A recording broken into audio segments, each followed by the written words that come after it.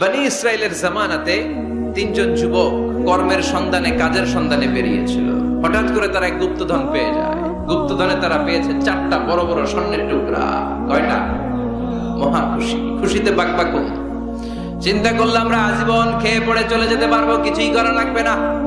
তিনজন মিলে স্বর্ণ নিয়ে বসে প্ল্যান করলো, ভাগ বটোয়ারা করার আগে একজন বাজার থেকে রুটি কিনে নিয়ে আয়, আগে পেট ভরে খেয়ে নেই, তারপরে ভাগ বটোয়ারা।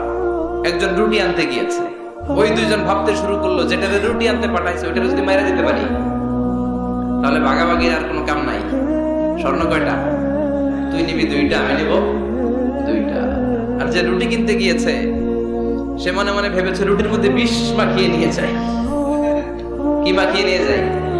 ওই 2টা বিষ খাইয়া ঠুস। সব যেই চিন্তা ওই কাজ।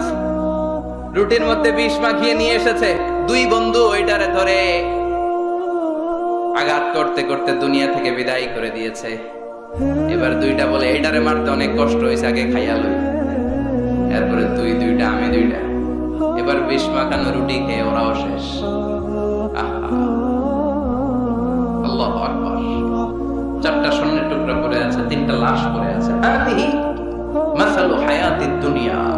এটা দুনিয়ার জীবনের দৃষ্টান্ত।